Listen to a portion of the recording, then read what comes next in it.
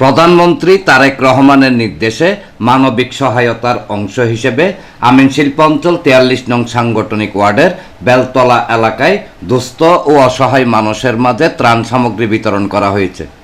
শুক্রবার বিকেলে বেলতলা জিয়া স্মৃতি সংসদ কার্যালয়ে চট্টগ্রাম মহানগর ছাত্রদলের সাবেক সহ সাধারণ সম্পাদক ও বিশিষ্ট সমাজসেবক সাইফুল ইসলাম সাইফের অর্থায়নে এসব ত্রাণ সামগ্রী বিতরণ করা হয়।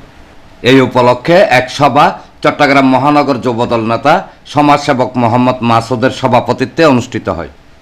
অনুষ্ঠানে ছাত্রনেতা সাইফুল ইসলাম সাইফ প্রধান অতিথি হিসেবে উপস্থিত থেকে প্রায় ৩ শতাধিক দুস্থ ও অসহায় মানুষের মাঝে ত্রাণ সামগ্রী বিতরণ করেন।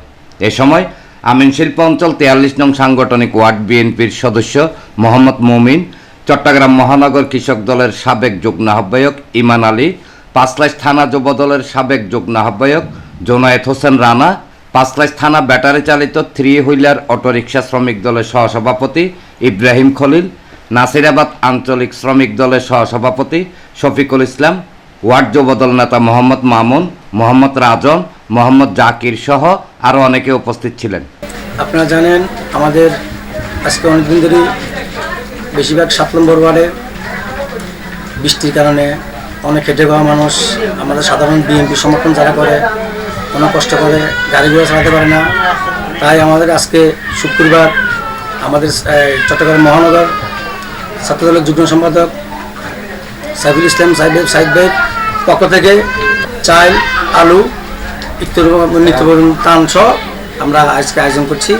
আপনারা জানেন সাবেক ছাত্রনেতা সাইফুল ইসলাম সাইদ ভাই অনেক কারণে জিতেন নেতা, উনি দুঃসময়েও মামলা হামলা শিকার হয়েছে। সাধারণ জনগণের পাশে উনি আছে, বেশিরভাগ উনি 7 নম্বর জনগণের পাশে উনি সবসময় আছে। যে কোনো মানুষের সমস্যা হোক, কোনো মেয়ের বিয়ের সমস্যা, কোনো কারো অসুখের খবর শুনে তাৎক্ষণিক উনি চলে আসে। তাই আমরা মনে করি এই 7 নম্বর ওয়ার্ডে যদি উনি সামনে ওনাকে কাউন্সিলর করা হয়, আমরা আশা করি আমি শিল্প অঞ্চলের মানুষ পশ্চিম 16 বা 7 নম্বর ওয়ার্ডের মানুষ আমরা ভালো থাকবো। সবাই ওনার জন্য দোয়া করবেন। ডেস্ক রিপোর্ট, প্রগতি 24 টিভি।